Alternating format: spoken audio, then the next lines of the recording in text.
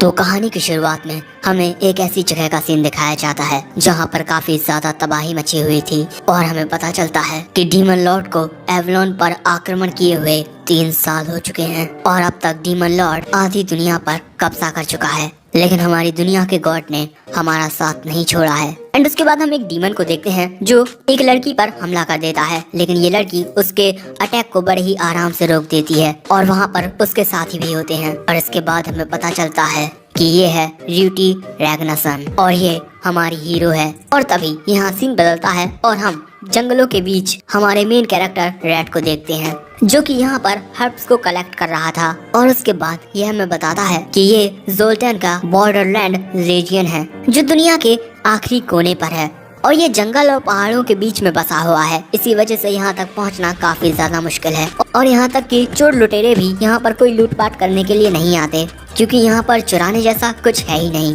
और यहाँ पर आने वाले ज्यादातर लोग आलतू फालतू होते हैं, लेकिन मेरे लिए इससे अच्छी जगह कोई हो ही नहीं सकती। अब इसके बाद रेड एडवेंचरर्स गिल्ड में जाता है जहाँ पर वो उन औषधियों को बेच देता है जो उसने जंगल में कलेक्ट की थी और उनके बदले में उसे कुछ पैसे भी मिलते हैं। और इस गिल्ड रिसेप्शनिस्ट का नाम है मैग्रिया। लेकिन तभी एक एडवेंचरर रेड से बोलता है कि तुम सिर्फ औषधियाँ इकट्ठा करते रहते हो, कभी कभार अपनी तलवार का भी इस्तेमाल कर लिया करो। सो तभी उसका साथी बोलता है कि तुम भी अपनी तलवार का कहाँ इस्तेमाल करते हो हाँ?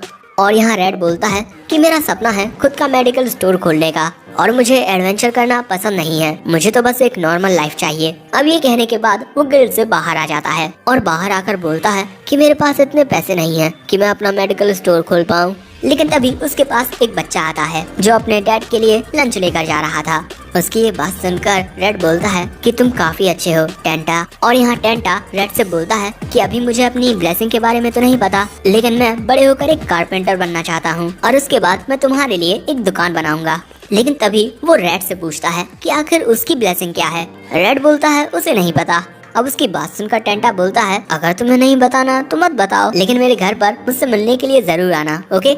और उसके बाद टेंटा वहाँ से चला जाता है। और अब रेड हमें बताता है कि हर एक जिंदा चीज के पास ब्लेसिंग होती है जो उन्हें भगवान देते हैं और इसी वजह से इन्हें डिवाइन ब्लेसिंग्स कहा जाता है। और आपकी ब्लेसिंग्स आपको वो पावर देती हैं जिन्हें स्किल्स कहते हैं और आपकी स्किल के अकॉर्डिंग ही आप क्या काम करोगे वो डिसाइड होता है। वॉरियर्स के पास फाइटिंग स्किल्स होती हैं और मेजिस अपनी स्किल्स के साथ मैजिक यूज कर सकते हैं और मेरी स्किल। लेकिन तभी रेड को किसी की बात याद आती है कि तुम हमारे सच्चे साथी नहीं हो और प्रेजेंट में रेड अब यहाँ से चला जाता है। अब इसके बाद रात हो जाती है और हम रेड को उसके घर में देखते हैं। उसके बिस्तर के बगल में एक ड्राइंग लगी हुई है और यहाँ रेड अपनी पास्ट लाइफ को याद कर रहा था कि एक पार्टी में जब वो अपने किसी साथी से बात करने गया था और वहाँ रेड अपने उस साथी से पूछता है कि एरिस आखिर तुमने मुझे इतनी जल्दबाजी में यहाँ क्यों बुलाया। सो तभी एरिस अपना बैरियर एक्टिवेट करते हुए बोलता है कि मुझे अपनी ताकत दिखाओ गिडियोन। सो अब रेड उसके ऊपर अपनी तलवार से हमला करता है लेकिन वो उसके बैरियर को नहीं तोड़ पाता। और उसके बाद एरिस बोलता है कि इस बैरियर को तोड़ने के काफी सारे मैजिकल और फिजिकल तरीके थे लेकिन तुम फिर भी इसे नहीं तोड़ पाए। सो रेड बोलता है कि अगर मेरे पास इस ब्रॉन्ज सोर्ड के बजाय थंडर वेकर होता तो। सो तभी एरिस बोलता है तब तो वो थंडर वेकर की पावर होती, तुम्हारी नहीं। वो एक बहुत ही ज्यादा ताकतवर वेपन है, चाहे उसका इस्तेमाल कोई भी करे। इसके बाद एरिस रेड से बोलता है कि तुम हमारे सच्चे साथी नहीं हो। एक सच्चा साथी तुम्हारे कंधे से कंधा मिलाकर तुम्हारे साथ चलेगा, लेकिन तुम जब हमने पिछली बार डेस्मोंड से फाइट की थी तब तुम खुद को ही संभाल नहीं पा रहे थे और सिर्फ इतना ही नहीं, रूटी को तुम्हें प्रोटेक्ट करना पड़ा जिसने हमारे दुश्मन को एक एडवांटेज दे दी। तुम लड़ाई में कुछ भी नहीं कर सकते और बस से बदतर बात तो ये है कि तुम रूटी के लिए एक ऐसा बोझ हो जिसे उसे हमेशा ढूंढना पड़ेगा। तुम्हारे पास एक गाइड की डिवाइन ब्लेसिंग है, तुम्हारा काम एक हीरो को सही रास्ता दिखाना है। और मैं ये बात मानने से इनकार नहीं करता कि तुमने हमारे लिए बहुत कुछ किया है, लेकिन अब हमें तुम्हारी कोई जरूरत नहीं है। रूटी और हमारी पार्टी तुम्हारे लेवल से कहीं ज्यादा ऊंचे हैं और इसी वजह से अब तुम हमारे लिए कुछ भी नहीं कर सकते हो। सो रेड बोलता है कि मैं अपनी पूरी कोशिश कर रहा हूँ। सो तभी एरिस बोलता है कोशिश, भले से ही तुम कितनी ही कोशिश क्यों ना कर लो, तुम फिर भी हमारे लिए एक बोझ रहोगे और सिर्फ क्योंकि तुम कोशिश कर रहे हो इसी वजह से हम तुम्हारा बोझ ढोएं, मुझे नहीं लगता कि ये एक सही फैसला होगा। तुम सच में हमारे सही साथी नहीं हो। और उसके बाद एरिस बोलता है कि हीरो अपने साथी को कभी भी अबेंडन नहीं करेगी और ना ही वो तुमसे कभी जाने को कहेगी। इसी वजह से तुम्हें खुद ही यहाँ से चले जाना चाहिए ताकि तुम्हारी बहन को तुम्हारा बोझ न ढोना पड़े। सो तभी रेड बोलता है कि मैं बाहमुद नाइट्स का सेकंड कमांडर हूँ और क्योंकि मैं तुम सभी पर बोझ हूँ इसी वजह से मैं अचानक ही इस तरीके से नहीं जा सकता। इसी वजह से उन सभी से कह देना कि जब मैं डीमन लॉर्ड की आर्मी पर नजर रखने को गया था तो उसके बाद मैं वापस नहीं लौटा। सो एरिस बोलता है कि ठीक है, मैं सबको यही कहानी सुनाऊंगा। और उसके बाद रेड वहाँ से जाने लगता है, लेकिन तभी एरिस बोलता है कि जाने से पहले अपने इक्विपमेंट यहीं छोड़ देना क्योंकि वो पार्टी के हैं, तुम्हारे नहीं। और अब प्रेजेंट में रेड बोलता है कि उसके बाद मैं अपना नाम बदल कर यहाँ जोल्टैन में आ गया। लेकिन सच्चाई तो यही है कि एरिस बिल्कुल सही था। मुझे अपनी बहन की काफी चिंता हो रही है, लेकिन ये काफी बेवकूफी भरा है। वो मेरे मुकाबले में बहुत ज्यादा ताकतवर है। और इसके बाद रेड उठकर उस ड्राइंग को देखने लगता है और यहाँ रेड बोलता है कि इस तरीके से जीने में कोई अच्छी बात नहीं है, लेकिन हाँ, अब मुझे अपनी जिंदगी को खतरे में नहीं डालना पड़ता और अब ये मेरी जिंदगी का दूसरा पड़ाव है। इसके बाद वो लाइट बंद करके सो जाता है। अब इसके बाद हमें अगले दिन का सीन दिखाया जाता है। मौसम बहुत ही अच्छा है और रेड आया हुआ है जंगल में औषधियाँ इकट्ठा करने के लिए। और यहाँ रेड हमें बताता है कि उसकी ब्लेसिंग इतनी खास नहीं है। उसके पास जो स्किल्स हैं उन्हें कोई भी सीख सकता है और उनमें से एक है सर्वाइवल स्किल। और इसी के होने की वजह से भले से ही मैं जंगलों में कितनी ही अंदर तक क्यों ना चला जाऊं, मुझे वापस आने का रास्ता मिल जाता है। और इसी के साथ वो हब्स को आइडेंटिफाई भी कर लेता है।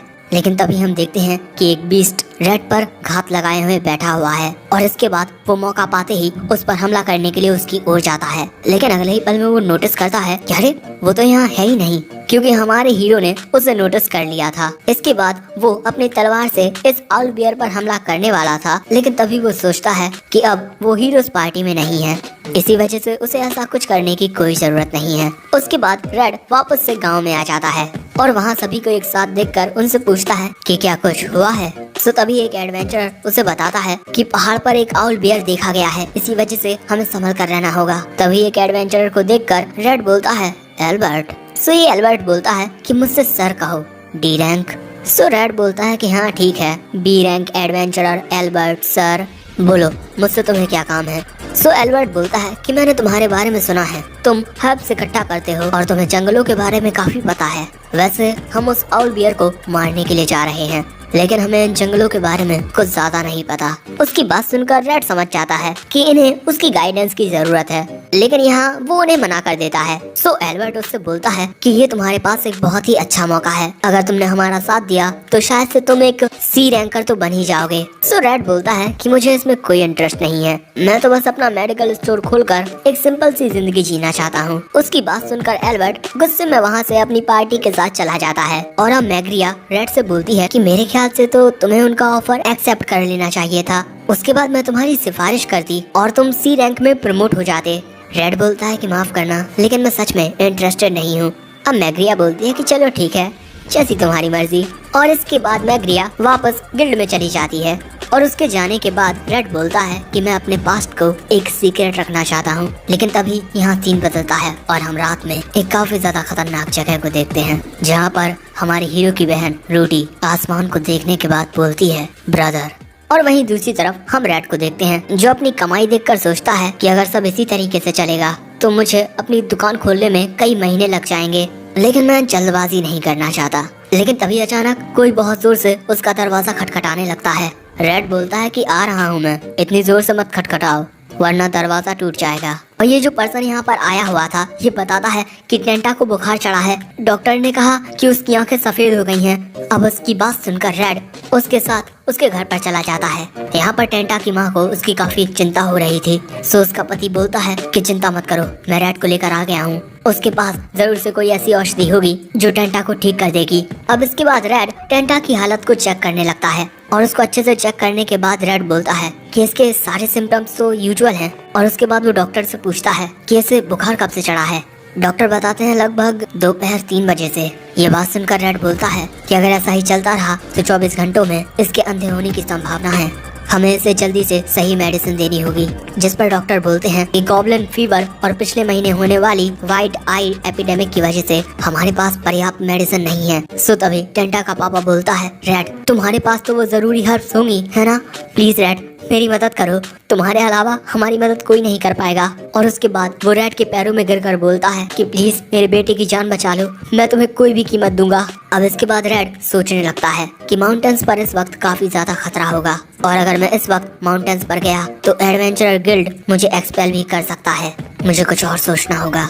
और इसके बाद रेड टेंटा के पापा से बोलता है कि एक एडवेंचरर के नाते ना सही लेकिन एक दोस्त के नाते मैं तुम्हारी मदद जरूर करूंगा, बस गिल्ड को इसके बारे में मत बताना। और इसके बाद रेड बोलता है कि मैं जल्द से जल्द आने की कोशिश करूंगा, तब तक टेंटा का ख्याल रखना। अब इसके बाद शाम हो जाती है और हम रेड को एक वॉल के पास देखते हैं। अब अपने चारों ओर देखने के बाद रेड उस वॉल के दूसरी ओर चला जाता है और इसके बाद वो अपनी स्किल का यूज करके अपनी स्पीड को काफी तेज कर लेता है और ऐसे ही हर एक पड़ाव को पार करके वो एक जगह पर आ जाता है। और उसके बाद वो एक मैप को देखकर सोचता है कि मुझे किसी की नजरों में आए बिना उन हर्ब्स को इकट्ठा करना होगा, लेकिन इसके लिए मुझे लंबा रास्ता तय करना होगा। लेकिन तभी उसे एक स्मेल आती है और वो उसी ओर दौड़ जाता है। अंदर जाकर देखता है कि जंगल में आग लग चुकी है और ये आग देखकर रेड बोलता है कि आखिर वो यहाँ क्यों है। और इसके बाद रेड अपने ऊपर शायद से कोई मेडिकल वाटर डाल लेता है और इसके बाद वो उसी आग के बीच में से औषधियों को इकट्ठा करने लगता है। उसे इस वक्त जरूरत है ब्लड नीडल्स की जो ऐसी ही जगहों पर उगती हैं, लेकिन उसे ये काम जल्दी करना होगा क्योंकि चारों ओर आग लग चुकी है। लेकिन तभी अचानक उसके सामने आ जाता है आउलवियर जो शायद से एल्बर्ट की पार्टी से बचकर आ गया है और वो यहाँ पर रेड पर हमला कर देता है। रेड उसके हमलों से बचते हुए अपनी तलवार निकालकर उसके ऊपर एक अटैक करता है और इसके बाद उसे दूर धकेल देता है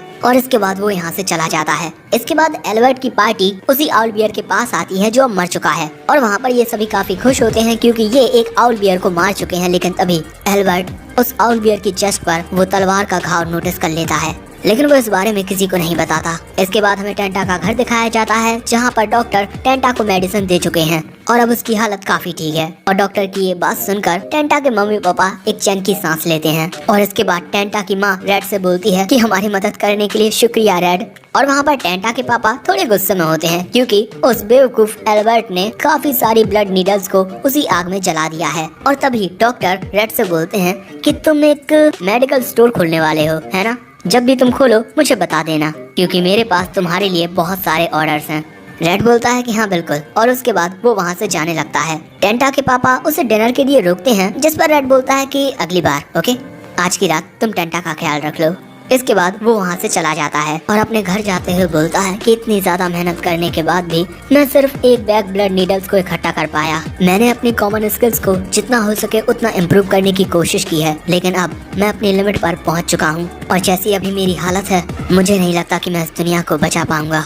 और शायद से इसी वजह से मुझे उस पार्टी से बाहर निकाल दिया गया था। लेकिन तभी टेंटा के पापा रेड के पास दौड़ते हुए आते हैं और आते ही बोलते हैं कि मैं तुम्हें एक और बार शुक्रिया कहना चाहता हूँ, तुमने टेंटा की जान बचाकर हमारे पूरे परिवार को एक नई जिंदगी दी है।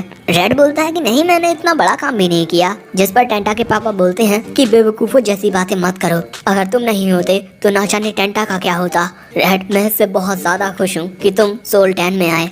और तभी रेड बोलता है कि मैंने तुम्हारे बेटी की जान बचाई है तो मुझे रिवॉर्ड में क्या मिलेगा। हाँ, टेंटा के पापा बोलते हैं कि तुम जो चाहो वो मांग सकते हो। सो रेड बोलता है कि मैं तुमसे वो चीज मांगने वाला हूँ जिसकी मुझे सबसे ज्यादा चाहत है। और इसके बाद जो उन दोनों के बीच बातचीत होती है वो हमें सुनाई नहीं देती, लेकिन टेंटा के पापा का एक्सप्रेशन काफी ज्यादा खुशी भरा होता है। अब इसके बाद हमें 4 महीने बाद का सीन दिखाया जाता है जहाँ एडवेंचरर गिल्ड में एक लड़की आई हुई थी और एडवेंचरर उस लड़की के बारे में बात करते हैं कि इस लड़की का नाम रिट है और ये अकेले ही एडवेंचरिंग करती है। और यहाँ रिट मैग्रिया से बोलती है कि मैंने आज से पहले तुम्हें इस तरह के कपड़े पहने हुए नहीं देखा, जिस पर मैग्रिया बताती है कि उसके एक दोस्त ने उसे सेलिब्रेशन पार्टी में इनवाइट किया है, लेकिन वहाँ जाने में अभी भी वक्त है, बताओ तुम्हें क्या चाहिए। सो रिट बताती है कि उसे एक जॉब कंपटीशन रिपोर्ट फाइल करनी है और इसके बाद मैग्रिया उसकी रिपोर्ट को फिल करने लगती है। वहाँ रिट पूछती है कि आखिर सेलिब्रेशन किस बात का है। हाँ, मैग्रिया बताती है कि रेड अपनी दुकान के कंप्लीट होने पर एक सेलिब्रेशन कर रहा है। वो एक ऐसा एडवेंचरर है जो मेडिकल हर्ब्स इकट्ठा करने में काफी ज्यादा एक्सपर्ट है, लेकिन अब वो खुद का एक मेडिकल स्टोर खोलने जा रहा है। उसकी बात सुनकर रेड बोलती है कि ये तो काफी इंटरेस्टिंग है, आखिर वो किस तरह का लड़का है। मैग्रिया बताती है कि वो काफी ज्यादा काइंड है और चार्मिंग भी, और गांव के लोग उससे काफी ज्यादा प्यार भी करते हैं। लेकिन कभी कभार वो कुछ अजीब से डार्क एक्सप्रेशंस देता है, जैसे वो कुछ छुपा रहा हो। और मुझे तो लगता है कि रेड जितना दिखाता है वो उससे बहुत ज्यादा काबिल है। उसकी ये बातें सुनकर रेड और भी ज्यादा इंटरेस्टेड हो जाती है और पूछती है कि उसके बारे में और भी ज्यादा बताओ ना। अब मैग्रिया उसे कुछ और बातें बताने लगती है और वो रेड को ये भी बता देती है कि रेड जंगल में औषधियाँ इकट्ठा करने के लिए गया था एक लड़के की जान बचाने के लिए, और उस टाइम पर जंगल में आग लगी हुई थी, लेकिन वो फिर भी सही सलामत औषधियाँ ले आया। उसने हमसे कहा कि उसने ये सब आग लगने से पहले इकट्ठा कर ली थी, लेकिन मुझे तो लगता है कि वो झूठ बोल रहा है। लेकिन हमने इस बारे में उससे ज्यादा नहीं पूछा। लेकिन मैं इस बात से काफी ज्यादा हैरान हूँ कि वो किसी और की जान बचाने के लिए अपनी जान खतरे में डालकर हर्ब्स इकट्ठा करने गया था। कभी कभी उसको देखकर लगता है जैसे वो एक नाइट हो। और अब पहली बार हमें दिखाया जाता है रेड का चेहरा, काफी खूबसूरत मोहतरमा है ये तो। वहीं दूसरी तरफ हम रेड का मेडिकल स्टोर देखते हैं जो कि आखिरकार तैयार हो गया है, और वहाँ पर वो टेंटा के पापा गोंज को शुक्रिया बोलता है क्योंकि उसी ने ये दुकान उसके लिए बनाई है। और हाँ, टेंटा ने भी उसकी काफी मदद की और ये दुकान बिल्कुल रेड के मनपसंद डिजाइन पर बनी है। ये पेंटिंग जो उसके रूम में लगी हुई थी, और रेड ने गॉन से यही रिक्वेस्ट की थी। मैंने गॉन से कहा कि मैं उसे पैसे दे दूंगा, लेकिन उसने कहा कि ये मेरे लिए एक तोहफा है उसकी ओर से। और इसके बाद रेड अपनी पार्टी में इतने सारे लोगों को देखकर काफी खुश होता है। और वहीं डॉक्टर रेड से पूछते हैं कि जो ऑर्डर मैंने तुम्हें दिया था क्या वो तुम्हें मिला। रेड बोलता है कि हाँ, मैं कल शाम तक आपकी डिलीवरी करवा दूंगा। एंड तभी रेड एक एडवेंचर की बातें सुनता है जो बोल रहा था कि हीरोज पार्टी ने गांदौर की फोर्सेस को हरा दिया है। उसकी बात सुनकर दूसरी लड़की बोलती है कि अगर ऐसा ही चलता रहा तो वो जल्द ही डीमन लॉर्ड को भी हरा देंगे, और आखिर वो हराएं भी क्यों ना, उनके पास द हीरो रूटी है। उनकी बातें सुनकर रेड सोचता है कि मेरा वहाँ से आना बिल्कुल सही था, रूटी के लिए भी। एंड तभी गॉन्स रेड से बोलता है कि तुम्हारे सपने तो काफी बड़े हैं, है ना रेड। और अब इसके बाद सारे के सारे लोग रेड की ओर ही देख रहे थे, और उन सभी को अपनी ओर देखते हुए रेड सोचता है कि मुझे यहाँ पर नाटक करने की कोई जरूरत नहीं है, क्योंकि अब मैं हीरोज पार्टी का कोई नाइट नहीं हूँ। और उसके बाद रेड बोलता है कि तुमने मेरा सपना पूरा करने में मेरी बहुत मदद की है, सो थैंक यू। लेकिन अब मैं अपनी जिंदगी को अच्छे से जीना चाहता हूँ, एंजॉय करना चाहता हूँ अपनी जिंदगी का हर एक पल। और ऐसे गर्मी के दिनों में मैं तुम्हारे साथ बातें करते हुए बस ठंडी चाय पीना चाहूँगा। इसी वजह से मेरे मेडिकल स्टोर पर जरूर आना, और इसी के साथ मेरी प्यारी मिठास भरी नई जिंदगी शुरू होती है। लेकिन तभी यहाँ सीन बदलता है और हमें अगले दिन का सीन दिखाया जाता है जहाँ पर काफी तेज बारिश हो रही थी, और रेड अपने मेडिकल स्टोर में अकेला बैठा हुआ सोच रहा था कि अगर मेरी हर्ब्स को कोई नहीं खरीदेगा तो वो जल्द ही एक्सपायर हो जाएंगी। लेकिन इस वक्त बारिश हो रही है, इसी वजह से सभी लोग अपने अपने घरों में हैं। लेकिन तभी वहाँ पर एक कस्टमर आती है और ये होती है रेड, जो रेड को देखकर बोलती है गिडियन, ये सच में तुम हो। उसको देखकर रेड बोलता है रेड।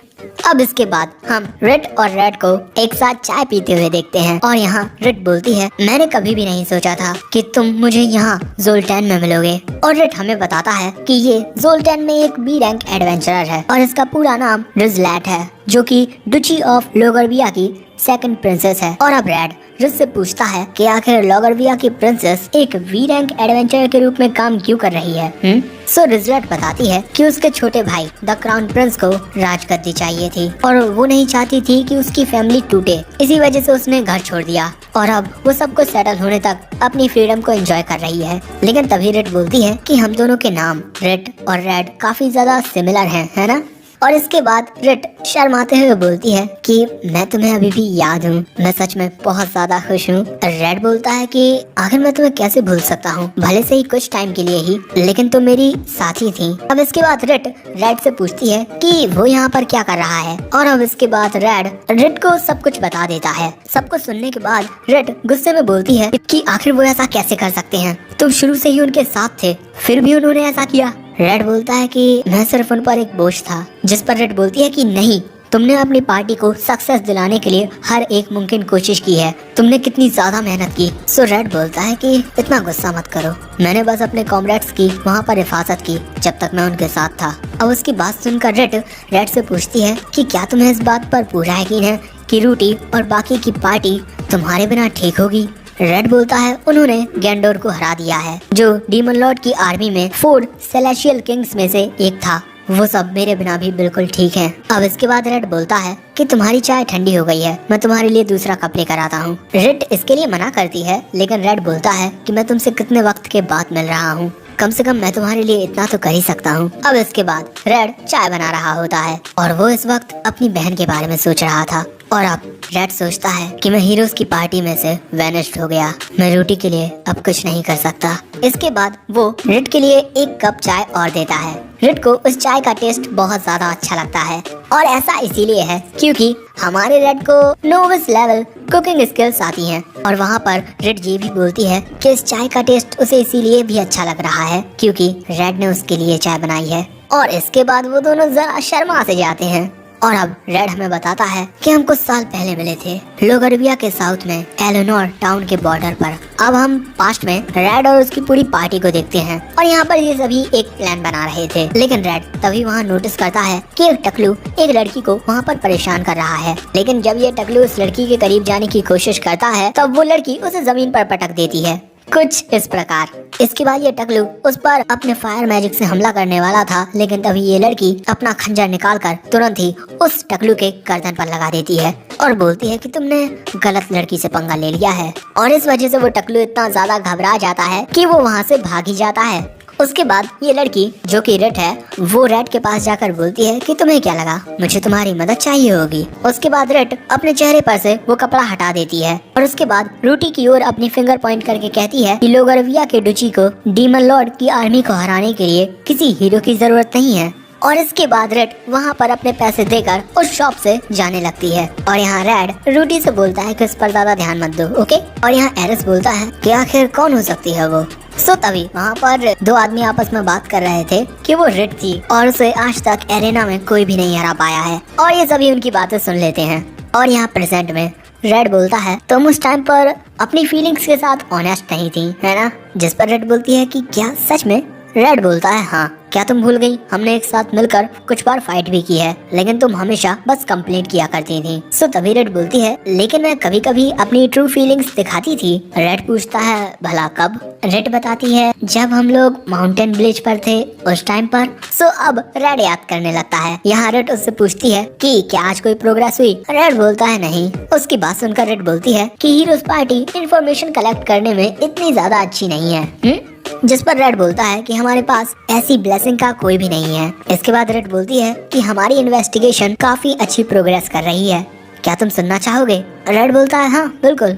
तभी रेड बोलती है कि अगर तुम मुझसे कहोगे प्लीज प्रिंसेस रेड मेरे जैसे एक बेवकूफ को बताइए ना, तो मैं तुम्हें बताने के लिए तैयार हूँ। लेकिन गलती से तभी वो नीचे गिर जाती है। और यहाँ रेड बोलता है प्लीज प्रिंसेस रेड मुझ जैसे एक बेवकूफ को बताओ। और इसके बाद रेड बोलता है कि लोगरविया को बचाने के लिए मेरी प्राइड की कुर्बानी देना बहुत ही छोटा सा प्राइस है। अब रेड को इस तरीके से देखकर रेड को थोड़ा बुरा फील होता है और उसको इस तरीके से देखकर रेड बोलता है कि मैं ये देखकर काफी ज्यादा सरप्राइज हूँ कि तुम कभी अपनी फीलिंग्स के साथ ऑनेस्ट भी होती हो। अब उसकी ये बात सुनकर रेड को गुस्सा आ जाता है और वो अपना मुंह फुला लेती है। रेड बोलता है कि चलो मुझे माफ कर दो, ओके। और मुझे बताओ कि तुम्हारी इन्वेस्टिगेशन से तुम्हें क्या पता चला। अब रेड उसे बताती है कि उसे गांव के पास कुछ अजीब से निशान मिले हैं जिनको देखकर ऐसा लग रहा है कि वो नॉर्थ की ओर से ट्रैवल करके वापस जा रहे हो। तभी रेड बताता है कि वहाँ पर तो एक माउंटेन कैबिन है जिसका इस्तेमाल लकड़हारे करते हैं। जिस पर रेड बोलती है कि हाँ लेकिन अभी जितने भी लॉगिंग हैं वो इस वक्त नॉर्थ ईस्ट की ओर हैं। रेड बोलता है कि ये तो काफी अजीब है कि बिना लकड़ी डिलीवर किए आखिर ये लॉगिंग क्यों कंटिन्यू है। और इसके बाद रेड पूछता है कि गायब हुई लकड़ियाँ कहाँ पर हैं। रेड बोलती है कि मुझे नहीं पता, ऐसे कोई साइन मिले ही नहीं जिनको देखकर लगे कि उनको हटाया गया है। रेड बोलता है तो शायद से उनको हटाने के लिए मैजिक का इस्तेमाल किया गया होगा। रेड बोलती है कि हाँ लेकिन आखिर ब्लेजर्स इस बारे में कंप्लेन क्यों नहीं कर रहे हैं। जिस पर रेड बोलता है कि गांव में कोई भी बच्चे नहीं दिखाई दिए और ना ही कोई बुजुर्ग, शायद से उन्हें बंदी बनाकर रखा गया होगा। अब रेड की बात सुनकर रेड बोलती है तो शायद से ये काफी ज्यादा बड़ा ग्रुप हो सकता है। रेड बोलता है कि ऐसा काम गॉब्लिन्स या फिर डाकू नहीं कर सकते, तो जरूर से ये काम डीमन लॉर्ड की आर्मी ने किया होगा। और अब रेड बोलता है कि रेड हमें इस पर एक साथ मिलकर काम करना चाहिए। रेड बोलती है कि मेरे साथ मजाक मत करो, मैं पहले भी 2 बार डीमन लॉर्ड की आर्मी को हरा चुकी हूँ। लोगरविया को हीरो की जरूरत नहीं है। सो रेड बोलता है कि जिन आर्मीज को तुमने हराया वो दुश्मन की मेन फोर्स नहीं थी, जिस पर रेड बोलती है कि लॉगरविया हमेशा जीतता है चाहे कुछ हो जाए। सो रेड बोलता है कि जब उन गॉब्लिन्स की बड़ी फोर्स ने हमला किया था तब तुम्हारे फोर बियरर्स ने सेंट्रल की मदद मांगी थी। मुझे नहीं लगता कि लॉगरविया को इतना ज्यादा घमंड करना चाहिए कि उनके जीतने के चांसेस कम हो जाएं। जिस पर रेड बोलती है कि मैं सब कुछ खुद ही संभाल लूंगी, हमें अपनी हिफाजत करने के लिए किसी हीरो की मदद की जरूरत नहीं है। जिस पर रेड बोलता है कि ठीक है, जैसी तुम्हारी मर्जी, लेकिन क्या तुम कुकी खाना चाहोगी? उन्हें देखकर रेड पूछती है कि आखिर ये क्या है। रेड बोलता है कुकीज खाना चाहोगी? रेड हिचकिचाते हुए एक कुकी लेती है और उसे टेस्ट करने पर वो कुकी बहुत अच्छी लगती है। और अब रेड पूछता है कि कैसी लगी कुकी? रेड बोलती है कि इतनी बुरी नहीं थी। वैसे तुमने इन्हें कहाँ से खरीदा? रेड बताता है कि उसने ये खुद बनाई है। रेड पूछती है लेकिन आखिर क्यों? रेड बताता है कि उसे बाहर का खाना ज्यादा पसंद नहीं है, इसीलिए वो किसी भी लंबे सफर के लिए अपने पास खाना रखता है। और अब प्रेजेंट में रेड बोलती है कि वो मेरी ऑनेस्ट फीलिंग थी। सो रेड बोलता है अच्छा, तो जब हमने एक साथ मिलकर काम किया था तब उस टाइम पर रेड ने बोला था कि तुम इतने भी बुरे नहीं हो, लेकिन हाँ, इस तारीफ से ज्यादा हवा में मत उड़ना। मैं सिर्फ ये बोल रही हूँ कि तुम बिल्कुल नॉर्मली ठीक ठाक हो। सो प्रेजेंट में अब रेड बोलती है कि ठीक है बहुत हो गया। और उसका एक्सप्रेशन देखकर रेड हंसने लगता है और सोचता है कि शीशंदन के साथ जो घटना हुई थी उसके पहले तक रेड अपनी फीलिंग्स के साथ बिल्कुल भी ऑनेस्ट नहीं थी। उस लड़ाई से जो नतीजा निकला वो अच्छा तो बिल्कुल भी नहीं था। अब हमें द डुची ऑफ लोगरविया का सीन दिखाया जाता है पास्ट में, जहाँ पर किंग बोलते हैं कि डीमन लॉर्ड की आर्मी कभी भी हमारे ऊपर हमला कर सकती है। सो एक कमांडर बोलता है कि हमें जल्द ही कुछ करना होगा, वरना हमारे पास जो खाना और फ्यूल है वो पूरी तरीके से खत्म हो जाएगा। सो तभी रेड बोलती है कि हमारे दुश्मन की भी कुछ ऐसी ही हालत है। जब वो लोग अपने फूड को स्टोर कर रहे थे उस टाइम पर मैंने माउंटेन फोर्ट्रेस में ये डिस्कवर किया था, इसी वजह से हमें वहीं हमला करना चाहिए। हमारी मेन फोर्स दुश्मन को डिस्ट्रैक्ट करेगी और मैं एडवेंचरर्स की पार्टी के साथ उनके फोर्ट्रेस पर हमला कर दूंगी। सो तभी एक कमांडर बोलता है कि हम हमारी प्रिंसेस को दुश्मन के इलाके में नहीं जाने दे सकते। सो तभी किंग बोलता है कि मुझे प्रिंसेस का आइडिया पसंद आया। और अब इसके बाद एरिस बोलता है कि हम भी आपकी मदद करेंगे। और अब किंग बोलता है कि हम कैसल के डिफेंस की जिम्मेदारी हीरोज पार्टी पर छोड़ते हैं। लेकिन दोस्तों ये प्लान फेल हो जाता है। एंड दोस्तों मैं तुम्हें बता दूं कि जिसे मैं इतनी देर से किंग बोल रहा था वो किंग नहीं है, वो तो रेड का कोई मास्टर है जो उसे कुछ भी सिखाता होगा। और यहाँ इसकी जो हरकत होती है उसे देखकर रेड पूछती है कि आखिर तुम कौन हो, मेरे मास्टर कहाँ हैं? जिस पर ये आदमी बोलता है कि मैं शीशंदन हूँ, मैं तुम्हारे मास्टर को खा चुका हूँ और इसी वजह से मेरे पास उसकी सारी मेमोरीज भी हैं, मेरी प्यारी स्टूडेंट। अब उसकी बात सुनकर रेड बहुत ही ज्यादा गुस्से में अपना पूरा आपा खोकर उस पर हमला करने के लिए जाती है, लेकिन तभी एक गॉब्लिन रेड को जमीन से मार देता है, जिसके बाद रेड कुछ भी नहीं कर पाती। और यहाँ शीशंदन बोलता है कि तुम्हारे लोग तुम्हें एक मसीहा मानते हैं और अगर मैं तुम्हारा इस्तेमाल करूँगा तो जरूर से इस पूरी कंट्री पर हमारा राज होगा। लेकिन अगले ही पल में एक तलवार शीशंदन के सीने पर आकर लगती है और ये होता है गेडियोन। रेड जो रेड को उस गॉब्लिन से भी छुड़ा लेता है, उस गॉब्लिन को मारकर। रेड पूछती है कि आखिर तुम यहाँ क्या कर रहे हो? रेड बताता है कि उसे कैसल में कुछ तो काफी अजीब लग रहा था, इसी वजह से अब मत रो रेड, क्योंकि तुम्हें इन सब से लड़ने के लिए खुद को मजबूत करना होगा और आंसू मजबूती की निशानी नहीं है। इसके बाद रेड भी अपना हथियार उठा लेती है और वहीं पर जो शीशंदन डीमन होता है वो भी अपनी ट्रू फॉर्म में आ जाता है, एक भयानक और बहुत ही ज्यादा खतरनाक डीमन। और यहाँ रेड बोलता है कि रूटी यहाँ पर जल्द ही आ जाएगी, तब तक हमें बस इसे रोकना है। लेकिन अगले ही पल में ये डीमन उन दोनों पर हमला कर देता है। वो दोनों उसके हमले से बच जाते हैं, लेकिन वहाँ पर ये डीमन उन दोनों को एक साथ संभाल रहा होता है और उसके हमले से रेड तो दूर गिर जाती है। लेकिन उसी टाइम पर वहाँ पर रूटी आ जाती है जो हवा में उछलकर नीचे आते हुए उस डीमन पर अपनी तलवार से वार करती है और उसके एक तरफ के हाथों को काट देती है, उसके बाद दूसरे साइड के हाथों को भी काट देती है और इसके बाद अपनी तलवार को उसके सीने में मार देती है और इसके बाद उस डीमन का अंत हो जाता है। और ये देखकर रेड काफी ज्यादा हैरान थी, क्योंकि यहाँ पर रूटी किसी मॉन्स्टर से कम नहीं लग रही थी। और उसके बाद रेड अपने उन साथी एडवेंचरर्स की लाशों को देखती है जिनको वो अपने साथ लेकर आई थी। अब उसके बाद महल में रेड के साथ होता है। वो उससे पूछता है कि तुम आज काउंसिल को अटेंड करने के लिए नहीं आए। अब इसके बाद रेड की इजाजत लेकर उसी के बगल में बैठ जाता है और उससे बोलता है कि रेड, अगर तुम लड़ना नहीं चाहती हो तो मैं तुमसे लड़ने के लिए नहीं कहूँगा, लेकिन मुझे लगता है कि तुम लड़ना चाहती हो, लेकिन इस वक्त तुम्हारे दिल में जो दर्द है वो तुम्हें ऐसा करने से रोक रहा है। सो रेड रोते हुए बोलती है कि मैं बहुत ज्यादा डरी हुई हूँ, मुझे डर लग रहा है कि मैं किसी और को खो दूंगी। मेरे मास्टर, द रॉयल गार्ड और वो बाकी के एडवेंचरर्स, वो सभी मारे जा चुके हैं। मैं जानती हूँ कि वो कैसे थे, वो किस तरीके से अपनी जिंदगी जीते थे, लेकिन इन सब के बावजूद भी उन्होंने मेरे साथ फाइट की, लेकिन अब वो सब जा चुके हैं और उन सभी की मौत मेरी वजह से हुई है। अब रेड की ऐसी हालत देखकर रेड बोलता है, हम लोग सीज लाइन्स को तोड़कर रीइंफोर्समेंट्स को समन करने वाले हैं और हम लोग बीविचिंग बूट्स की ओर जाएंगे। और मेरा एक पुराना साथी जिसका नाम यारा अंड्राला है, वो पास ही में रहती है और उसकी ब्लेसिंग के साथ रेड बोलती है कि मैं ये सब तुम पर छोड़ती हूँ, रीइंफोर्समेंट के आने के बाद मैं फाइट करूंगी। रेड बोलता है कि बात ये नहीं है रेड, जो चीज यहाँ पर मैटर करती है वो ये है कि क्या लोगरविया के पास वो प्राइड और विल है जिसके साथ वो फाइट करना जारी रखेंगे। तुम बैटल में हमारा साथ देकर डीमन लॉर्ड को हराने में हमारी मदद कर सकती हो और तुम्हारे बिना लोगरविया के लोगों को सिर्फ ये याद रहेगा कि उन्होंने एक महान रॉयल गार्ड कैप्टन खो दिया, और अगर डीमन लॉर्ड हार भी गया तब भी ये यादें डुची की आंखों में एक कांटे की तरह चुभती रहेंगी। रेड, तुम मेरी कॉमरेड हो और एक हीरो की भी कॉमरेड, और ये लड़ाई सिर्फ हीरो नहीं जीत सकती, इसको जीतने के लिए लोगरविया को हमारा साथ देना होगा, क्योंकि हीरो के जाने के बाद अगर डीमन लॉर्ड की आर्मी फिर से तुम्हारे लोगरविया पर हमला करने के लिए आई तो उनका सामना करने के लिए लोगरविया हमेशा तैयार रहेगा। और अब उसकी बातों से रेड को भी जोश आ जाता है कि उन्हें इस लड़ाई को जीतना होगा। अब प्रेजेंट में ऐसे ही शाम हो जाती है और रेड बोलता है कि उसके बाद रेड ने फाइट की और डीमन लॉर्ड की आर्मी को हरा दिया।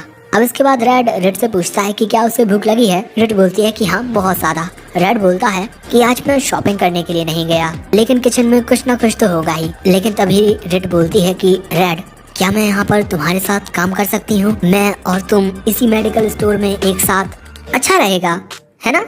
तभी रेड बोलता है कि एक मिनट, इस टाउन में सिर्फ 2 ही बी रैंक एडवेंचरर्स हैं और उनमें से एक तुम हो। रेड बोलती है कि मैं रिटायर हो जाऊंगी। रेड बोलता है नहीं, मैंने दुकान अभी खोली है, इसी वजह से दुकानदारी काफी स्लो है, मेरे पास अभी इतने पैसे नहीं है कि मैं किसी को हायर कर पाऊँ। रेड बोलती है कि जब तुम हर्ब्स इकट्ठा करने के लिए जाओगे तब तुम्हारी दुकान का ख्याल कौन रखेगा? हाँ, और अगर तुम शॉप को बंद रखोगे तो इससे बहुत ज्यादा वक्त की बर्बादी होगी। रेड बोलता है कि तुमने सही कहा, वैसे भी मेरे पास ज्यादा कस्टमर्स नहीं आते हैं। इसके बाद रेड बोलती है कि तुम्हारा बिजनेस आगे चल के ग्रो हो जाएगा और तुम्हारे पास कुछ ऐसी कंकोक्शंस तो होंगी ही जो सिर्फ तुम बना सकते हो। उसकी बात सुनकर रेड उसे 2 पोशंस दिखाता है जो उसी ने बनाए हैं। इनमें ये लाल वाला है मल्टीप्लाई पोशन, इसे किसी मैजिक पोशन के साथ मिक्स करो और इसके बाद तुम उसके वॉल्यूम को 5 के फैक्टर के साथ इंक्रीज कर पाओगे। रेड बोलती है कि ये तो काफी बुरा आइडिया है। रेड पूछता है आखिर ऐसा क्यों? रेड बताती है कि पोशन के प्राइसेस क्रैश हो जाएंगे अगर तुमने इसे बेचना शुरू कर दिया। रेड बोलता है लेकिन हम तो यहाँ पर पोशंस की बात कर रहे हैं, ना कि किसी मैजिक आइटम की जिसकी कीमत 10,000 पैरल से ज्यादा हो। रेड बताती है कि सभी पोशंस का प्राइस डिसाइड होता है ताकि वो इकोनॉमी को सपोर्ट करें, और तुम जरा खुद ही सोचो कि अगर इनके प्राइसेस क्रैश हो गए तो इनसे तुम्हें भी नुकसान हो सकता है। रेड बोलता है कि हाँ, तुमने सही कहा।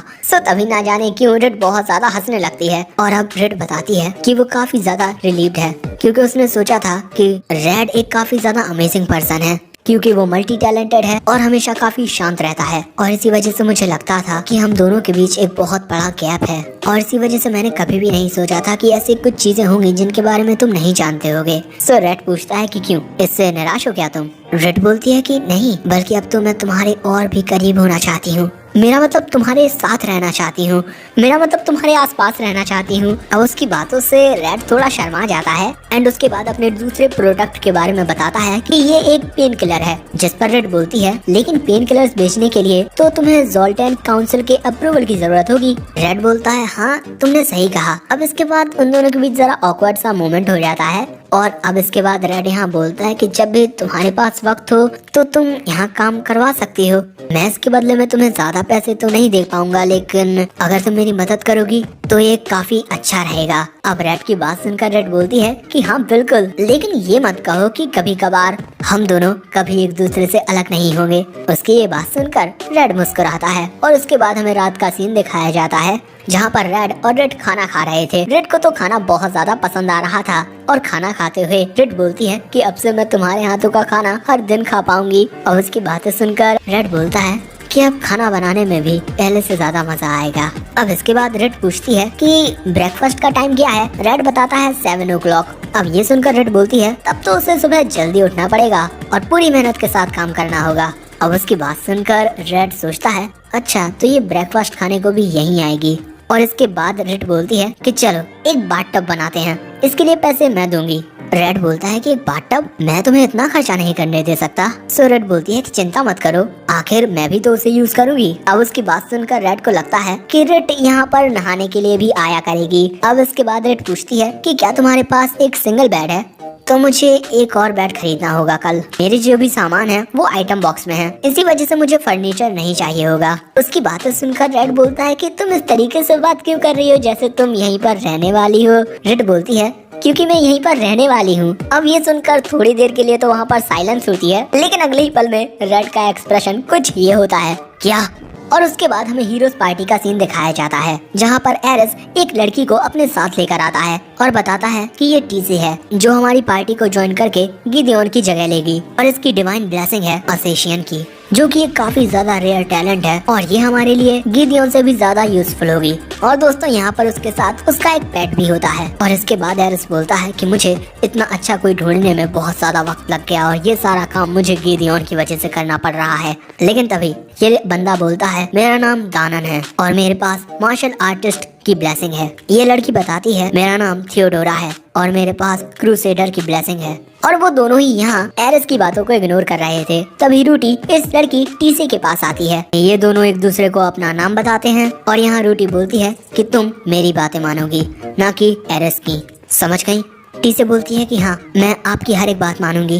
और इसके बाद रूटी बोलती है कि हम एक ऐसा हथियार ढूंढने के लिए जाने वाले हैं जिसे प्रीवियस डीमन लॉर्ड छोड़ गया था, हम उसके लिए कल निकलेंगे। अब अगले सीन में हम देखते हैं कि सुबह हो गई है और जो रेड होता है उसकी भी आँख खुल जाती है और वो नीचे जमीन पर सो रहा था क्योंकि बिस्तर पर तो हाँ ये मोहतरमा सो रही हैं, जिन्हें देखकर रेड काफी ज्यादा शर्मा जाता है। अब इसके कुछ देर बाद रेड भी उठ जाती है और वहाँ पर रेड नाश्ता भी तैयार कर चुका था और उसके बाद ये दोनों खाना खाना शुरू कर देते हैं। और तभी रेड बोलता है कि आराम से खा लो, आज हमें पूरा दिन काफी काम करना है। तभी वहाँ रेड बोलती है कि पहले तो आज मैं एक बैट खरीदने जाऊंगी और उसके बाद घर जाकर कुछ ऐसी पेंटिंग्स खरीदूंगी जो आपकी दुकान में 4 चांद लगा दें। और उसकी बात सुनकर रेड हैरान हो जाता है। सो रेड पूछती है कि आखिर इतना हैरान क्यों हो रहे हो? अगर आप अपनी दुकान में सही पेंटिंग लगाओगे तो इससे आपकी सेल्स भी बढ़ सकती हैं। रेड बोलता है मैंने आज से पहले इस बारे में तो कुछ भी नहीं सुना और इसके अलावा हमें जोल्टन काउंसिल भी चलना है ताकि वहाँ पर तुम्हारी नई पेन किलर का अप्रूवल मिल सके। रेड बोलता है कि हाँ ठीक है। इसके बाद रेड अपनी सैलरी के बारे में बात करती है कि अगर वो महीने के 30 पल्स कमाएंगे तो उसे उनका 1.5 हिस्सा मिलेगा। लेकिन वहाँ पर इतनी सैलरी रेड के लिए काफी कम लगती है, लेकिन उसे इस बात का भी डर है कि रेड तो सैलरी लेने से भी मना कर देगी। इसी वजह से मुझे कुछ सोचना होगा ताकि मैं उसे ज्यादा अमाउंट पे कर पाऊँ जो उसके लिए सूटेड होगा। और अभी के लिए वो रेड को हाँ बोल देता है उसके 1.5 हिस्से के लिए। एंड उसके बाद रेड फिर से खाना खाना शुरू कर देती है और तभी रेड को याद आता है कि इसने मुझसे कहा था कि ये यहीं मेरे साथ रहेगी, इसी वजह से मुझे इसकी सैलरी के बारे में इतना सोचने की कोई जरूरत नहीं है। एक मिनट, कहीं शुरुआत से ही तो ये इसका प्लान नहीं था। और अब रेड को थैंक्स बोलता है, लेकिन रेड को समझ में नहीं आता कि किस लिए। और यहाँ पर ये काफी ज्यादा प्यारा मोमेंट हो जाता है। अब उसके बाद बाजार में घूमते हुए रेड को बताता है कि जोल्टन में डीमन लॉर्ड की आर्मी का खतरा बिल्कुल भी नहीं है, इस जगह पर हीरो की कोई जरूरत नहीं है। उसकी बात सुनकर रेड बोलती है कि कभी कभी मुझे ऐसा लगता है कि कुछ ना कुछ तो मिसिंग है, लेकिन फिर भी मैंने रूटी और तुम सबको ज्वाइन नहीं किया। मैं तुम सभी के साथ एडवेंचरिंग करते हुए अपनी लाइफ को काफी ज्यादा सेटिस्फाइंग मानती, लेकिन यहाँ पर होना मेरे लिए सही आंसर था।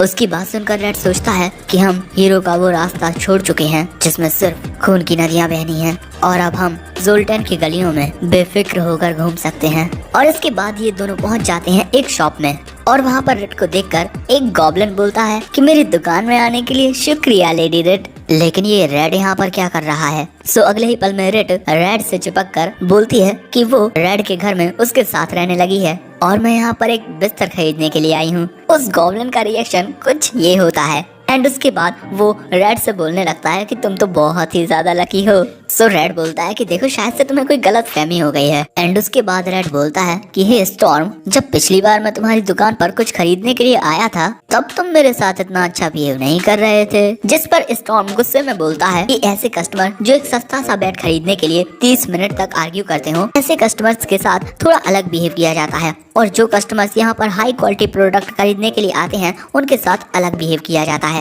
एंड उसके बाद रेड को एक डबल बेड काफी ज्यादा पसंद आ जाता है। सो रेड बोलता है कि एक सिंगल बेड खरीदो। उसकी बात सुनकर स्टॉर्म को गुस्सा आ जाता है। रेड बोलता है क्यों, कोई दिक्कत? और रेड बोलती है कि तुम तो कुछ समझते भी नहीं, बेवकूफ कहीं के। उसका ऐसा एक्सप्रेशन देखकर रेड भी शर्मा जाता है। अब उसके बाद जो छोटा मोटा सामान होती है रेड उसे अपने आइटम बॉक्स में डाल लेती है और क्योंकि बेड काफी ज्यादा बड़ा है तो वो स्टॉर्म से उसे डिलीवर करने को कह देती है। अब बेड खरीदने के बाद वो लोग उस दुकान से चले जाते हैं। अब उसके बाद रेड से बोलती है कि स्टॉर्म की दुकान पर काफी अच्छा सामान मिलता है। सो रेड बोलता है कि स्टॉर्म थंडर के पास क्राफ्ट्समैन ब्लेसिंग होती है और वो उसे काफी ज्यादा लेवल अप कर चुका है। और इसके बारे में रेड को तब पता चला था जब एक बार उसने ल्यू में एक मॉन्स्टर हंट में स्टॉर्म की मदद की थी। अब इसके बाद रेड हमें बताता है कि जो परमेश्वर डेमस हैं वो सभी जिंदा क्रिएचर्स को उनके पैदा होते ही उन्हें एक डिवाइन ब्लेसिंग देते हैं। गंदी बस्तियों के जो ऑर्फन्स होते हैं उन्हें स्ट्रेटेजिस्ट एंड जनरल ब्लेसिंग्स मिलती हैं और जो लोग नोबिलिटी में पैदा होते हैं उन्हें थीफ ब्लेसिंग्स मिलती हैं और उनकी सक्सेस डिपेंड करती है कि वो अपनी ब्लेसिंग को लेवल अप कर पाएंगे या नहीं। तो अब सवाल ये आता है कि आखिर कोई भी लेवल अप कैसे कर सकता है। इसके लिए तुम्हें बैटल करनी होगी और किसी को मारना होगा जिसके पास एक ब्लेसिंग है और ये सभी ब्लेसिंग्स में सेम है, भले से ही वो बैटल रिलेटेड हो या ना हो। लोग अपनी ब्लेसिंग को लेवल अप करने के लिए एक दूसरे को मारते हैं। एंड उसके बाद रेड बोलता है कि इस दुनिया में बहुत ज्यादा वायलेंस है और तभी रेड देखता है कि एक मोटा सा लड़का टेंटा को नीचे गिरा देता है, लेकिन फिर भी टेंटा खड़ा होकर उससे फिर से लड़ने के लिए जाता है। लेकिन वो लड़का फिर से टेंटा को काफी ज्यादा पीटने लगता है। लेकिन तभी रेड उनके बीच आ जाता है और बोलता है कि बस बहुत हो गया, रुक जाओ। रेड को देखकर ये मोटा लड़का रेड की ओर एक पत्थर फेंकता है, लेकिन रेड उस पत्थर को अपनी तलवार से रोक देता है और उसके बाद उस बच्चे से बोलता है कि तुम्हारा जितना लेवल है ना इसके साथ तो तुम्हें बड़े लोगों के साथ मिलकर मॉन्स्टर्स के साथ फाइट करनी चाहिए। सो तभी वो बच्चा और उसके साथ ही वहाँ से ये कहकर भाग जाते हैं कि बकवास करना बंद करो, तुम्हारे पास सिर्फ एक पीतल की तलवार है। उसके बाद रेड टेंटा के पास जाकर उससे पूछता है कि तुम ठीक तो हो ना टेंटा? टेंटा बोलता है हाँ। इसके बाद रेड टेंटा पर लगी धूल को साफ कर देता है। उसके बाद टेंटा अपने दोस्त को बताता है कि इस आदमी का नाम रेड है, ये मेरा दोस्त होने के साथ एक औषधि बनाने वाला और एक एडवेंचरर भी है। और टेंटा की बात सुनकर उसका दोस्त समझ जाता है कि इसी वजह से ये इतना ज्यादा स्ट्रॉन्ग है। इसके बाद टेंटा बताता है कि ये मेरा दोस्त एल है और तभी रेड बोलता है कि एल शायद से तुमने अपने घुटने में चोट लगा ली है। और तभी वहाँ पर रेड आ जाती है और अब टेंटा उससे पूछता है कि वो रेड के साथ क्या कर रही है। रेड बताती है कि वो दोनों काफी अच्छे दोस्त हैं और मैं कल ही उसके घर में शिफ्ट हो गई हूँ। सो तभी टेंटा बोलता है कि मुझे पता नहीं था रेड तुम इतने चालू हो। और इससे जो रेड का एक्सप्रेशन होता है वो कुछ ऐसा ही होगा कि आजकल के बच्चे भी ना हमसे ज्यादा पता है इन्हें। अब इसके बाद रेड एल के घुटने की मरहम पट्टी कर देता है और वहाँ एल रेड का शुक्रिया अदा करता है। इसके बाद रेड पूछती है कि क्या तुम लोग वहाँ पर लड़ाई कर रहे थे? सो टेंटा बताता है कि ये सब उसकी गलती थी, हम दोनों तो बस खेल रहे थे, लेकिन क्योंकि हम उसके रास्ते में थे इसी वजह से वो हमें अनाप शनाप बोलने लगा। और तभी रेड बोलता है कि वो बच्चा काफी ज्यादा स्ट्रॉन्ग है। सो तभी एल बताता है कि एडमी हमेशा से इतना ज्यादा गुस्सैल नहीं था, लेकिन न जाने कुछ वक्त से उसे क्या हो गया। सो रेड बोलता है कि उसे अपनी ब्लेसिंग के बारे में पता चल गया होगा, क्योंकि किसी पर्सन की डिवाइन ब्लेसिंग्स उसकी पर्सनैलिटी पर काफी इफेक्ट डालती हैं। टेंटा पूछता है कि आखिर तुम्हारे कहने का क्या मतलब है। रेड बताता है कि मान लो अगर तुम्हारी ब्लेसिंग एक क्राफ्ट्समैन की है तो तुम्हें चीजों को बनाना अच्छा लगने लगेगा और एक मेज ब्लेसिंग के साथ तुम्हारा मन करेगा कि तुम और भी ज्यादा नॉलेज गेन करो। सो अब एल पूछता है तो आखिर एडमी की ब्लेसिंग क्या होगी। रेड बताता है कि शायद से उसकी ब्लेसिंग बार ब्लोअर की है। ये एक ऐसी ब्लेसिंग है जिसमें आपके हाथ में कुछ भी हो लेकिन आप उसके साथ फाइट करोगे। ऐसे लोग अपने हाथ में मौजूद किसी भी चीज का उपयोग हथियार के रूप में करते हैं और उनके अटैक्स काफी ज्यादा पावरफुल होते हैं। लेकिन प्रॉब्लम ये है कि एडमी के ऊपर उसकी ब्लेसिंग का असर कुछ ज्यादा ही हो रहा है। आगे रेड बताता है कि आपकी स्किल्स और भी ज्यादा स्ट्रॉन्ग होने लगती हैं जब आपकी ब्लेसिंग आपके ऊपर अच्छे से अपना असर दिखाने लगती है और इसी वजह से एडमी एक नेचुरल बॉर्न ब्रॉलर है। ये सुनकर टेंटा बोलता है कि ये कैसी बकवास ब्लेसिंग है। तभी रेड बोलता है कि ये काफी अच्छा होता अगर सारी ब्लेसिंग्स को सोशली एक्सेप्ट किया जाए, लेकिन ऐसा नहीं है और ऐसा ना होने की वजह से ये लोगों को बुराई की तरफ खींचती है। एडमी की ब्लेसिंग उसे काफी ज्यादा वायलेंट बना देती है जब उसके सामने कोई भी परेशानी हो। अब रेड की ये बातें सुनकर एल बोलता है कि मुझे कोई ब्लेसिंग नहीं चाहिए। सो टेंटा बोलता है कि ऐसा मत कहो, अगर चर्च के एल्डर्स ने ये सुन लिया तो उन्हें ये बिल्कुल भी पसंद नहीं आएगा। तभी रेड पूछता है कि क्या तुम्हें अपनी ब्लेसिंग के बारे में पता चल गया? एल बताता है कि हाँ, द वेपन मास्टर ब्लेसिंग। उसकी बात सुनकर रेड बोलता है कि वाह, एक फाइटर टाइप ब्लेसिंग है जो तुम्हें हर एक वेपन को मास्टर करने में इनेबल कर देती है। तो एल पूछता है कि क्या मैं भी एडमी की तरह हो जाऊंगा? उसकी बात सुनकर रेड उसके पास जाकर बोलती है कि मैं समझती हूँ कि तुम कैसा महसूस कर रहे हो। कभी कभार ब्लेसिंग्स काफी ज्यादा डरा देती हैं क्योंकि इन्हीं से तुम्हारी पूरी जिंदगी डिसाइड होती है। रेड की बात सुनकर रेड सोचता है कि रेड के पास तो स्पिरिट स्काउट ब्लेसिंग है ना, जिसका मतलब है कि वो फॉरेस्ट ड्वेलर्स के लिए एक स्काउट है।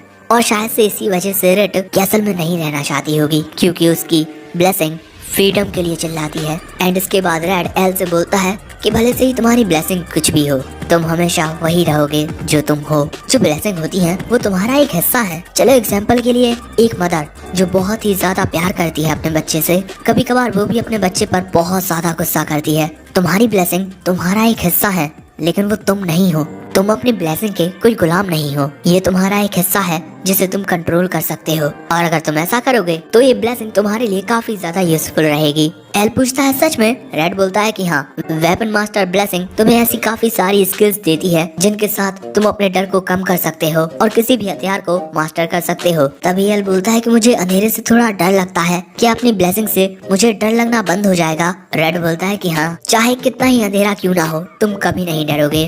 और रेड की बातें सुनकर एल काफी ज्यादा खुश हो जाता है और अब टेंटा बोलता है कि एल चलो चलते हैं। सो तभी रेड बोलता है कि अगर कभी भी तुम्हें घबराहट हो ना तो हमारी दुकान पर आ जाना। सो तभी एल पूछता है कि अगर मैं परेशान ना भी हूँ तो क्या मैं वहाँ पर खेलने के लिए आ सकता हूँ? रेड बोलता है कि हाँ बिल्कुल, मैं तुम्हारे लिए कुछ खाने को भी बनाऊंगा। उसकी बात सुनकर एल काफी ज्यादा खुश हो जाता है। एंड उसके बाद टेंटा और एल रेड को बाय बाय कहकर चले जाते हैं। और अब रेड बोलता है कि चलो चलते हैं। सो रेड बोलती है कि हाँ, हमें चलना चाहिए क्योंकि हमें हमारी रेड की अपोथेकेरी के जो प्रोडक्ट हैं उनका भी तो अप्रूवल चाहिए। सो अब रेड उससे बोलता है कि अगर हमने दुकान का नाम चेंज कर दिया तो उसके बाद अगर तुम्हारा काम छोड़ने का मन किया तो मैं तुम्हें जाने नहीं दूंगा।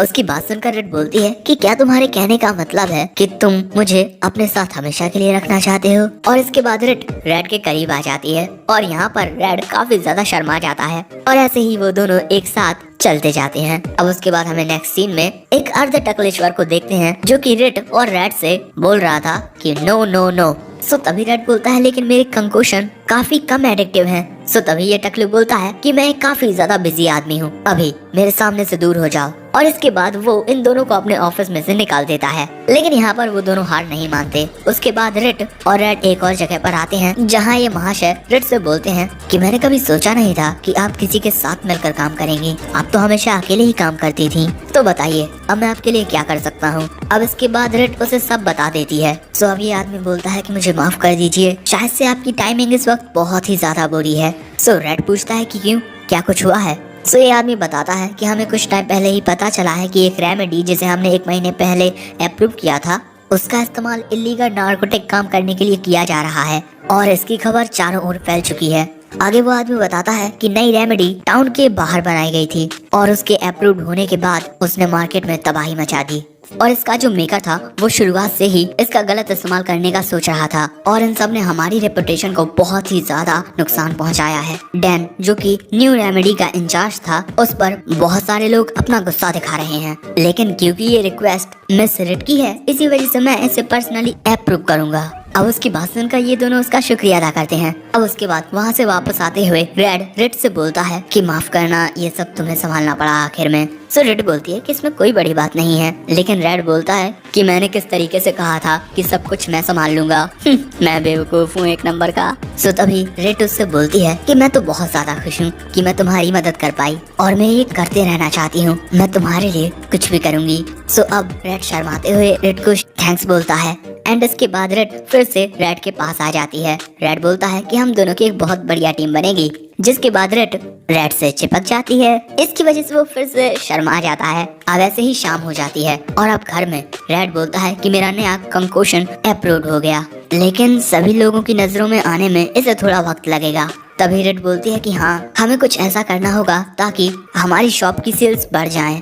इसके बाद रेड बोलती है कि हमें किसी अच्छे आइडिया के बारे में सोचना होगा, जिसके बाद हमारे कस्टमर्स हमारी दुकान पर मिलने वाले सामान को खरीदने से खुद को रोक ही ना पाए। सो रेड बोलता है कि चलो खाना खाते हुए सोचेंगे, और खाने का नाम सुनकर रेड खुश हो जाती है। अब इसके बाद रेड खाना तैयार कर चुका था और वहाँ पर रेड की कुकिंग स्किल्स की काफी ज्यादा तारीफ करती है। सो रेड बोलता है कि मेरी कुकिंग स्किल्स तो काफी ज्यादा लो हैं, और इसके अलावा मैंने ऐसे किसी भी औषधि बनाने वाले के बारे में नहीं सुना कि वो लोगों को फूड सर्व करता हो। लेकिन तभी उसका दिमाग चलता है एक ऐसा औषधि बनाने वाला जो फूड सर्व करता हो।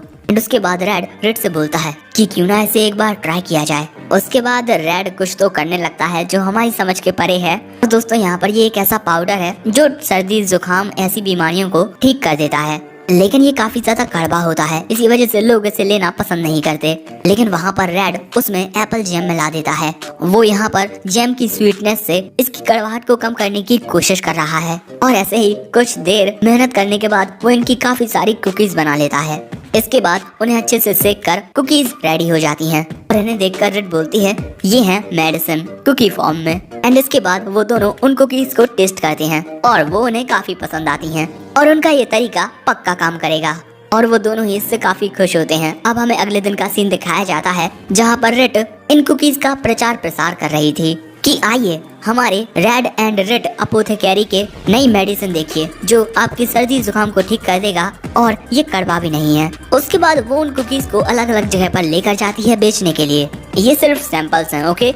और यहाँ शॉप में रेड भी अपने एक दो कस्टमर्स को ये कुकीज टेस्ट करा रहा था, लेकिन एक कस्टमर तो मना कर देता है। लेकिन तभी वहाँ एक मोहतरमा आती हैं जिनकी बेटी को सर्दी और जुकाम है, और उसने कुछ मेडिकल कुकीज के बारे में सुना है जो रेड बेचता है।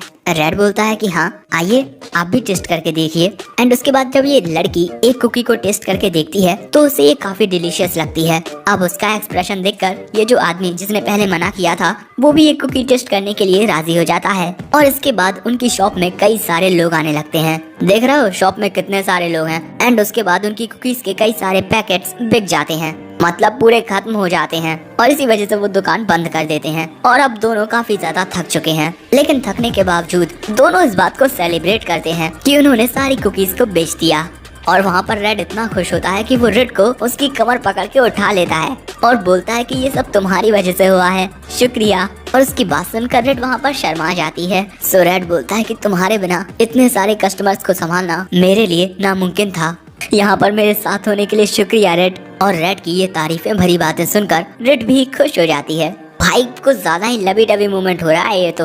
अब इसके बाद रात में हमें हीरोज पार्टी का सीन दिखाया जाता है जहाँ पर दानन बोलता है कि मैं अब इससे परेशान हो गया हूँ, और वहाँ पर माहौल काफी ज्यादा सीरियस होता है। इसके बाद दानन बोलता है क्या तुम्हें पता भी है कि हमने यहाँ पर कितना ज्यादा अपना वक्त बर्बाद कर दिया है। हम जिस वेपन को इतने टाइम से ढूंढ रहे हैं उसके बारे में हमें एक सिंगल क्लू तक नहीं मिला, और अब तुम रीसप्लाई के लिए वापस जाना चाहते हो। सो एरिस बोलता है कि आखिर मैं इस बारे में कर ही क्या सकता हूँ। प्रीवियस डीमन लॉर्ड का वेपन ढूंढना इतना आसान थोड़ी होने वाला है। मैंने डेजर्ट ड्वेलर्स के साथ नेगोशिएट करने की बहुत ज्यादा कोशिश की, लेकिन वो ऐसे बेकार लोग हैं जो इस राज्य के राजा की भी बात नहीं मानते। सो तभी दानन बोलता है कि जब गेदियोन यहाँ पर था तब हमारी सप्लाईज और बातचीत की हालत इतनी बुरी नहीं होती थी। उसकी बात सुनकर एरिस बोलता है कि तुम्हारे कहने का मतलब है कि मैं उससे कम यूजफुल हूँ। हाँ, मैं एक सेज हूँ और इसी वजह से मुझे उसकी कॉमन स्किल्स की कोई जरूरत नहीं है। सो दानन बोलता है कि कुछ भी कहो, मैं गेदियोन को ढूंढने के लिए जा रहा हूँ। सो तभी एरिस उसे रोकने की कोशिश करता है, और तभी दानन बोलता है कि मैंने ये हीरोज पार्टी इसीलिए ज्वाइन की थी ताकि मुझे डीमन लॉर्ड को हराने का कोई शॉर्टकट मिलेगा। लेकिन ये बात सच नहीं है, और इसी वजह से अब मुझे यहाँ पर रहने की कोई जरूरत नहीं है। अब उसकी बात सुनकर एरिस भी काफी परेशान हो जाता है, और इसके बाद दानन बोलता है कि गेदियोन को हमारी पार्टी छोड़कर जाने देना एक बहुत बड़ी गलती थी एरिस। सो एरिस बोलता है कि वो अपनी मर्जी से गया था, और तभी कैंप के अंदर से रूटी आकर बोलती है कि दानन तुम मेरे भाई को ढूंढने के लिए जा रहे हो। हाँ, रूटी को देखकर दानन उसके सामने झुक जाता है और बोलता है कि हमें गिदियोन की जरूरत है, और इसी वजह से मैं। और वहाँ पर रूटी दानन को जाने की इजाजत दे देती है। और वहाँ पर एरिस कुछ बोल भी नहीं पाता। रूटी बोलती है कि दानन जाओ मेरे भाई को ढूंढो और हम हमारी जर्नी कंटिन्यू रखेंगे। इसके बाद वो अंदर कैंप में चली जाती है। तो अब इसके कुछ देर बाद ये लड़की पूछती है कि अब हम क्या करेंगे। दानन बोलता है कि अब मुझे जाना ही होगा और वहाँ वो इस लड़की से पूछता है कि तुम्हें क्या लगता है क्या एरिस ने गिडियन को मार दिया होगा क्योंकि वो उसके रास्ते में था। जिस पर ये लड़की बोलती है कि यारन ड्रेला ने भी शायद से यही सस्पेक्ट किया होगा। एक मेमोरी दिखाई जाती है जहाँ पर एक लड़की एरिस को एक पंच मारती है और यही है यारन ड्रेला। और ये उस टाइम पर काफी ज्यादा गुस्से में थी और उसके बाद वो वहाँ से चली जाती है। और यहाँ प्रेजेंट में दानन बोलता है कि वो उस वक्त रो रही थी। जिस पर ये लड़की बोलती है कि उसे गिडियन के स्किल्स के बारे में पता था, वो एक स्किल्ड फाइटर था। और मैं तो ये देखकर काफी ज्यादा इम्प्रेस हो गई थी कि वो सिर्फ अपनी कॉमन स्किल्स के साथ कितने अच्छे से फाइट कर सकता था। तभी दानन बोलता है कि वो हमारी रिस्पेक्ट डिजर्व करता था। सो ये लड़की बोलती है लेकिन तुम तो हमेशा उसे क्रिटिसाइज किया करते थे कि वो ऐसा है वो वैसा है। सो दानन बोलता है कि मैं इसी तरीके का मर्द हूँ, हमें सेम गलतियों को दोहराना नहीं चाहिए। लेकिन मैं अपनी ब्लेसिंग की कसम खा के बोलता हूँ मैंने कभी भी गिडियन को हमारी पार्टी में एक बोझ नहीं समझा। ये लड़की बोलती है ये बात तुम्हें उससे तब कहनी चाहिए जब तुम उससे मिलोगे। और इसके बाद ये लड़की बोलती है कि हम दोनों को ही पता है कि सर गिडियन एक बहुत ही अच्छे फाइटर हैं और इस बात को हम दोनों मानते हैं। तुम the greatest martial artist of our time और मैं acting master of the temple knight style of spear fighting. और भले से ही एरिस कितना ही ज्यादा अच्छा क्यों ना हो अपनी स्किल्स में, एक नाइट को हराना उसके लिए भी बहुत ज्यादा मुश्किल होगा। और अगर हम दोनों उसके खिलाफ एक साथ लड़ेंगे तो वो हमसे नहीं जीत पाएगा। दानन बोलता है कि तुमने सही कहा और गिडियन भी हमारे साथ होगा। एंड इसके बाद दानन खड़ा होकर बोलता है कि मैं उसे ढूंढने के लिए जाने वाला हूँ। और इसी के साथ हमारी इस